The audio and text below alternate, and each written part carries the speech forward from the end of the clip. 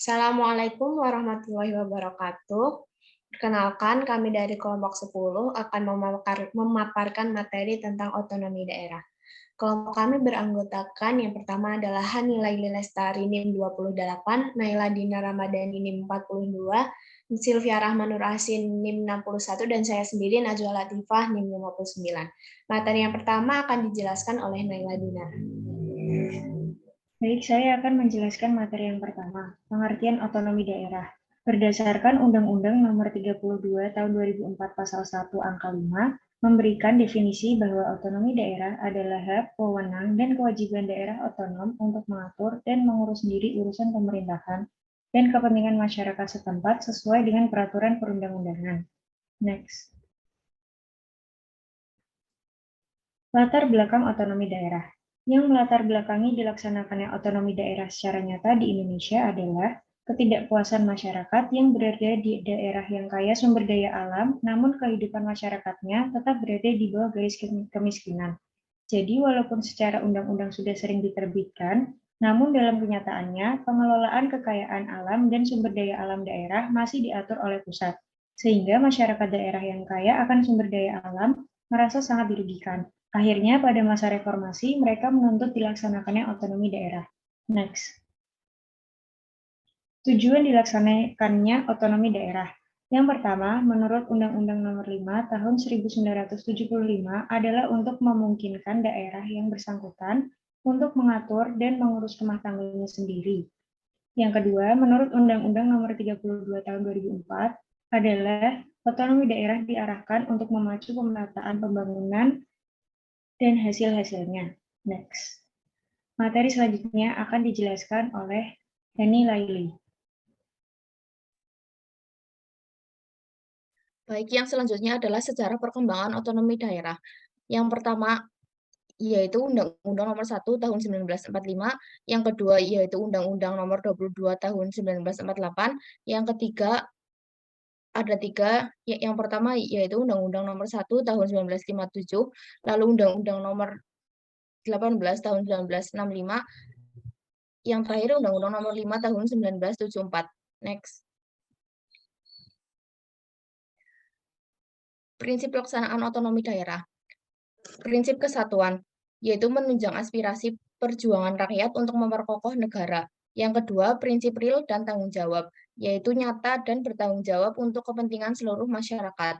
Yang ketiga, prinsip penyebaran, yaitu asas desentralisasi dan dekonsentrasi bermanfaat untuk masyarakat melakukan inovasi pembangunan.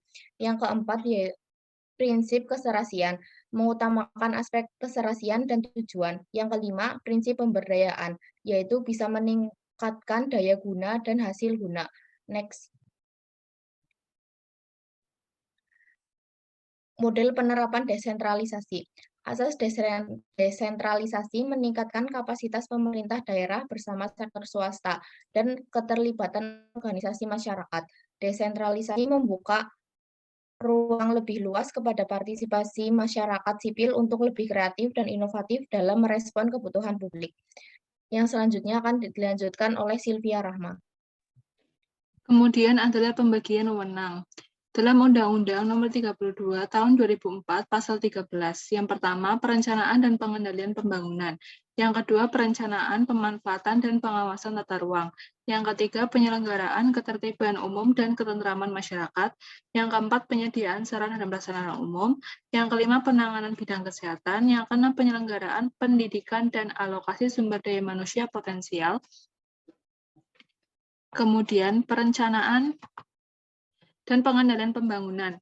Yang kedua, perencanaan, pemanfaatan, dan pengawasan tata ruang. Yang ketiga, penyelenggaraan ketertiban umum, ketentraman masyarakat.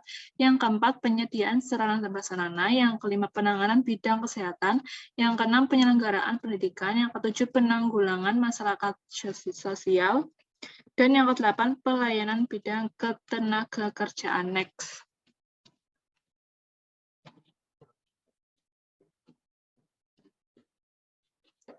Kemudian otonomi daerah dan demokrasi. Otonomi daerah memiliki pijakan kuat dalam menjanjikan setiap daerah untuk memiliki hak yang otonom dan dijamin pelaksanaannya dengan mengelola dan memaksimalkan pembangunan di daerah dengan keunikannya masing-masing. Bagi daerah yang daya saingnya belum memadai untuk berkompetisi, maka pemerintah berkewajiban memberikan dorongan agar daerah tersebut mampu berkembang sesuai dengan kondisi geografis, sosial budaya, dan ekonomi hingga mampu bersaing dengan tingkatan persyaratan minimum. Kemudian daerah diberikan kewenangan dan sumber keuangan baru untuk mendorong proses pembangunan di daerah masing-masing yang selanjutnya akan mendorong proses pembangunan nasional. Next. Kemudian pelaksanaan otonomi daerah. Pelaksanaan otonomi daerah sudah diselenggarakan lebih dari satu kadaluarsa, di mana praktik otonomi daerah di Indonesia mulai diberlakukan dengan dikeluarkannya Undang-Undang Nomor 22 Tahun 1999 yang kemudian dilakukan revisi atau perubahan sehingga bergeser ke Undang-Undang Nomor 32 Tahun 2004 tentang pemerintahan daerah yang disesuaikan dengan keadaan dan kondisi daerah-daerah di Indonesia. Indonesia saat ini dihadapkan oleh berbagai tantangan dan mewujudkan sistem pemerintahan yang demokratis dan tidak sentralistik, serta otoritan dan terkonsep dalam otonomi daerah, di mana salah satunya daerah diberikan kewenangan dan sumber keuangan baru untuk mendorong proses pembangunan di daerah masing-masing, yang selanjutnya akan mendorong proses pembangunan nasional. Kemudian saya serahkan kepada moderator.